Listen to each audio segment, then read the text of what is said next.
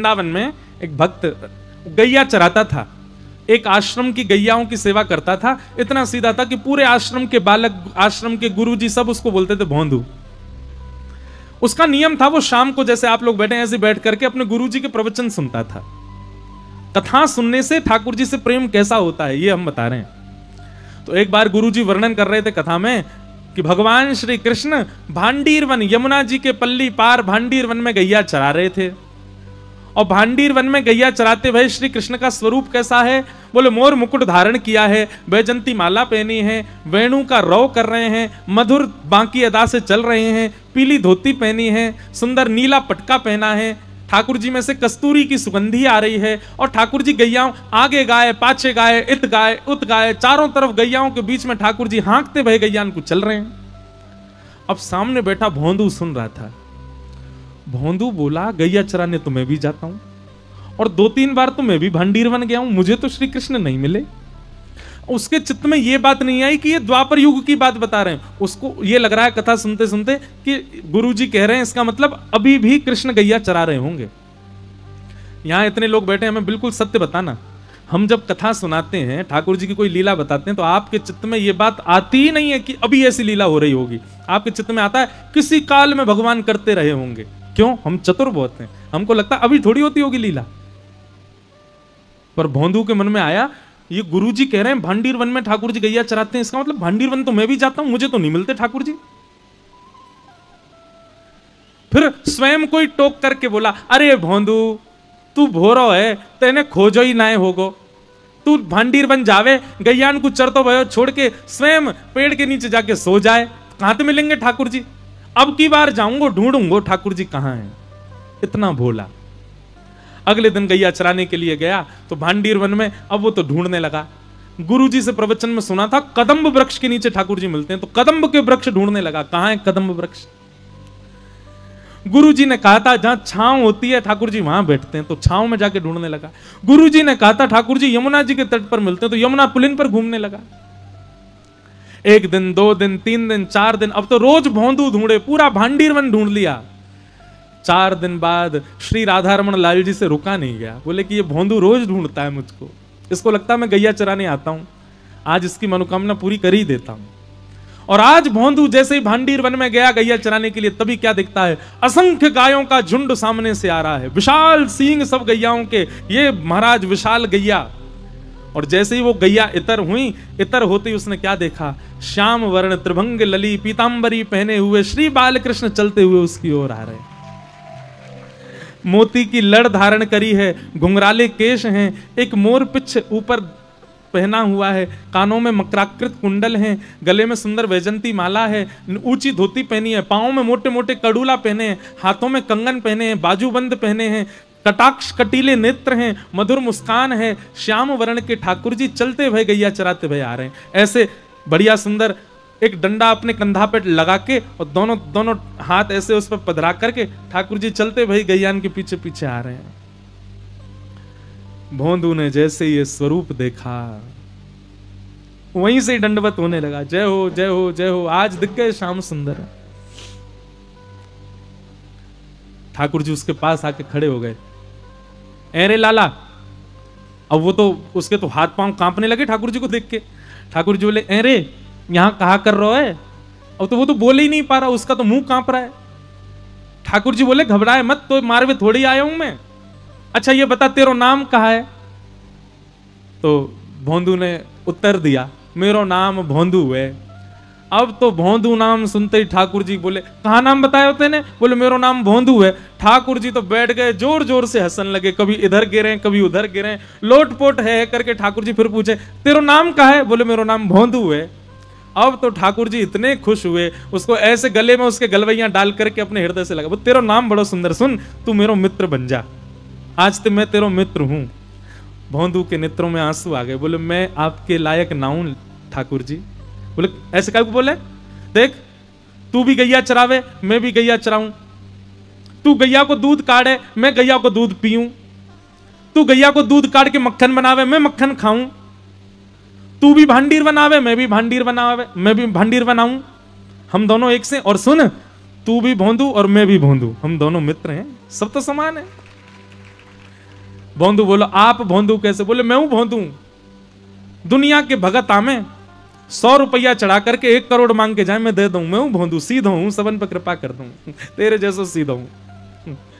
भोंदू से मित्रता हुई। ठाकुर जी बोले अब बात ही बना तो रहेगो, कचुक खवावे को पिवावे को भी, चल जल्दी निकार, कचुक खवा, मुझको भूख लग रही है। भोंदू 2 रोटी लेके गया था बस, उसने 1 रोटी ठाकुर जी के आगे धर दी। और इतना भोंदू है, अब हम आप सब लोग होते तो हम तो इतने चतुर सब धर देते साहब ठाकुर जी के आगे, पर भोंदू ने 1 ही दिया, 1 मैं भी तो खाऊंगा। ठाकुर जी के आगे धर दी, वहां में अचार धर दियो। ठाकुर जी ने चट चट सबरी रोटी खा ली। अब भोंदू से कहने लगे अरे तेरो मित्र बनूं, चल ला ये रोटी दे दे।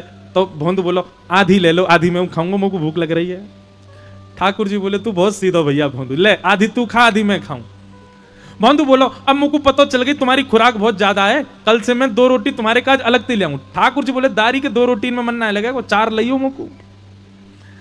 भोंदू बोलो तो 2 मेरी 4 आपकी।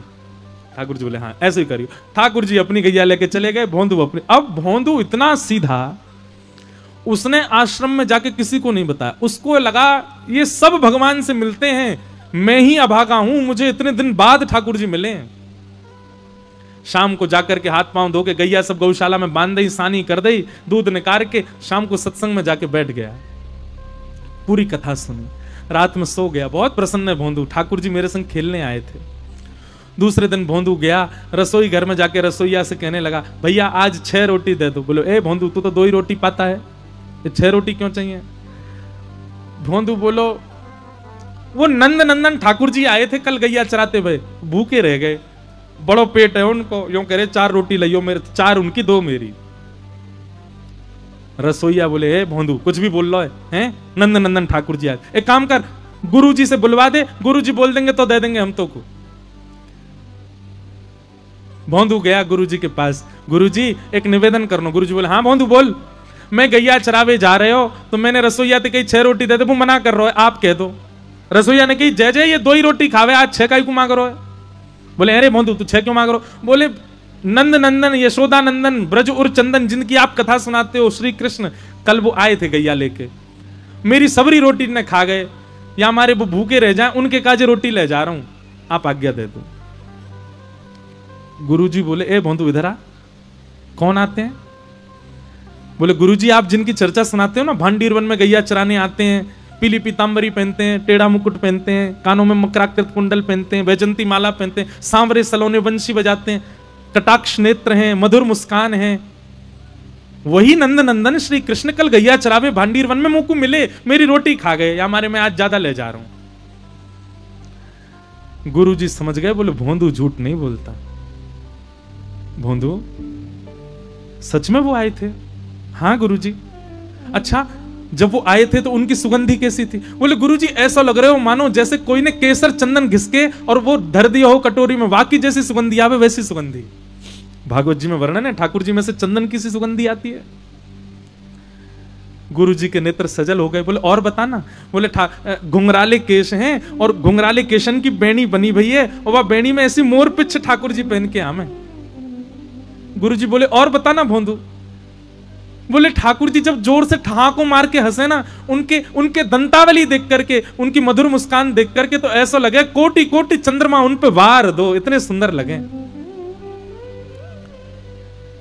और बताना भोंदू। बोले गुरुजी कल जब उनने मेरे गले में गलवैयां डारो ना, तो जैसे हम आप एक दूसरे के गले में गलवैयां डारे तो निष्ठुर था को अनुभव होवे, ऐसा अनुभव होवे या कि हड्डी चुभ रही है। पर जब कल उनने मेरे गले में गलवैयां डारी ना, मुझको ऐसा अनुभव ही ना भयो, मुझको तो ऐसा लगो कोई मखमली गद्दा मेरे कंधा पे धर दियो, इतने कोमल अंग उनके। गुरु जी को विश्वास हो गया कि इसको कृष्ण मिले।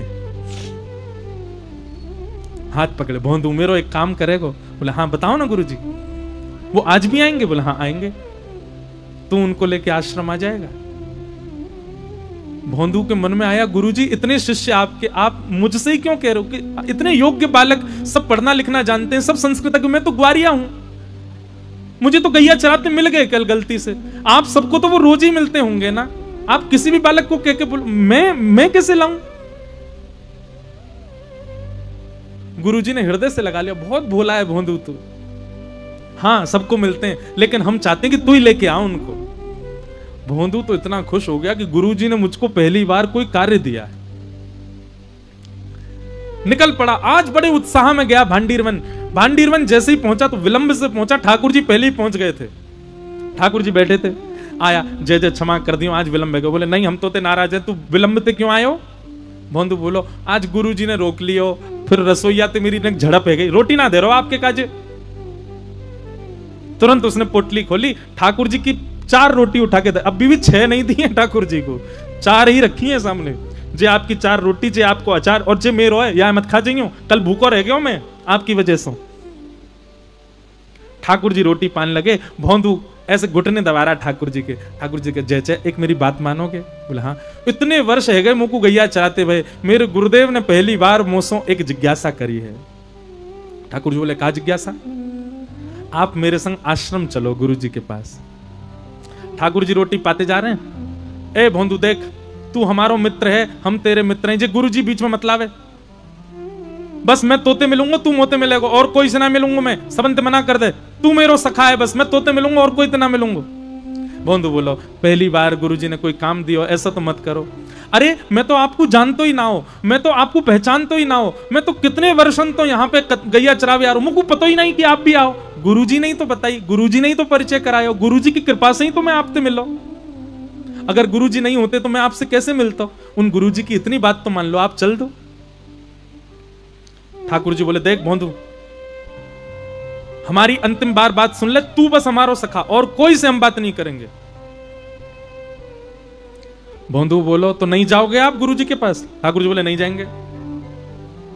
बोले, अंतिम बार पूछ रहा हूं, जाओगे कि नहीं जाओगे? ठाकुर जी बोले, नहीं जाएंगे। भोंदू ने 1 रोटी तो ठाकुर जी पा रहे, 3 रोटी सामने पड़ी, तीनों उठा लेंगे।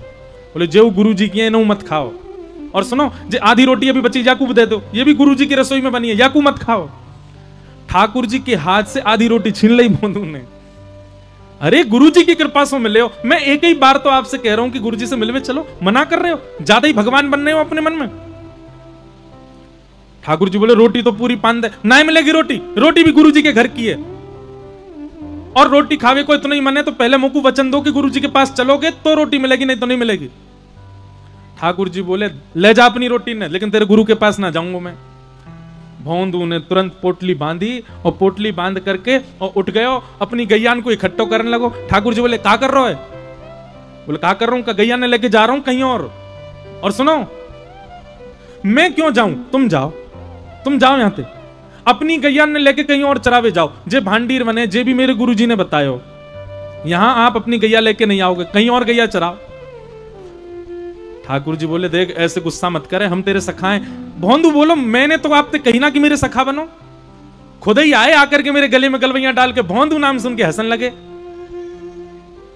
और सुनो, जे भोंदू नाम इतना प्रिय लगो ना, जे भी मेरे गुरुजी ने धरो मेरो नाम तो कुछ और है, समूह भोंदू बोले। ठाकुर जी बोले, देख भोंदू तू उदास मत हो। नहीं, उदास तो मैं है गयो और नाराज है गयो, और सुनो, आम पाम 100 साल की कट्टी, मिलवे मत आइयो मोते, मोए कोई संबंध ना रखनो, आपते चले जाओ। ठाकुर जी मनी मन तो प्रसन्न हो रहे, कितना भोला है। और फिर ठाकुर जी पकड़, देख तू भोंदू जाने ना, मैं भगवान हूं, मैं परमात्मा हूं, मैं ऐसे सबंत मिलन लगो तो फिर बवाल है जाएगो, तो सबते मिलवे की कौन कह रहा हो, मेरे गुरु जी ते मिल लो। बोले, तू समझे ना है, आश्रम जाऊंगा, एक गुरु ते मिलूंगा, तो वृंदावन में इतने आश्रम है, सब गुरु कहेंगे हम तो क्यों ना मिल रहे, हमारे भजन में कोई कमी। तो भोंदू बोला, तो कहा जा रहा हो सबंत मिल लो।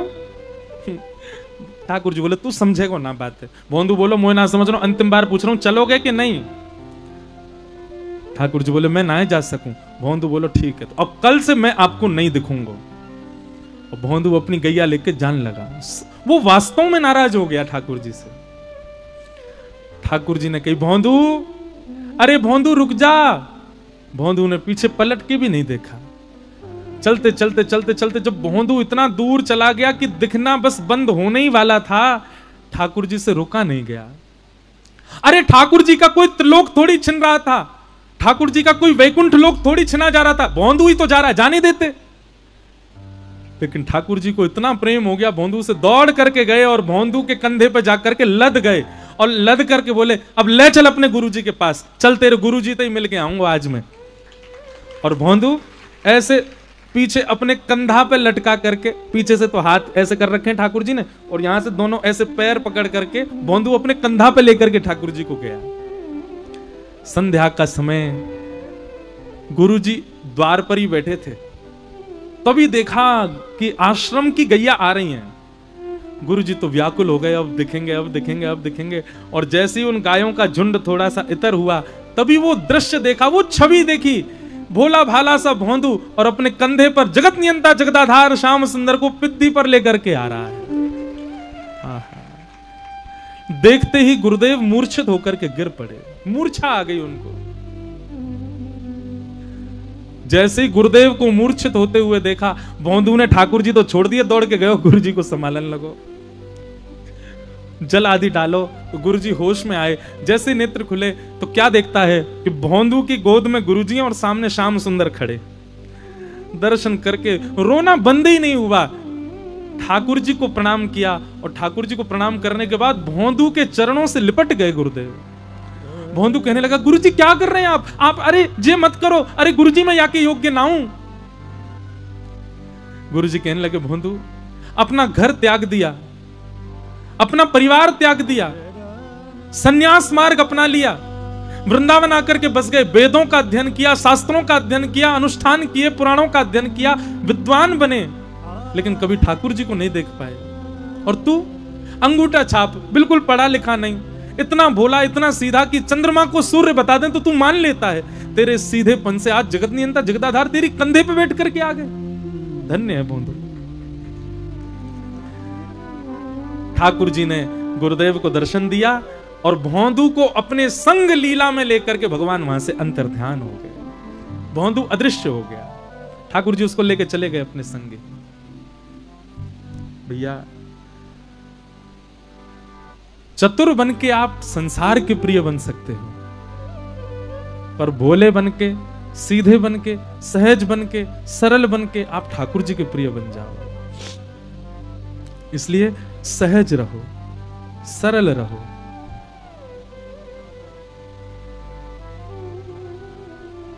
ऐसी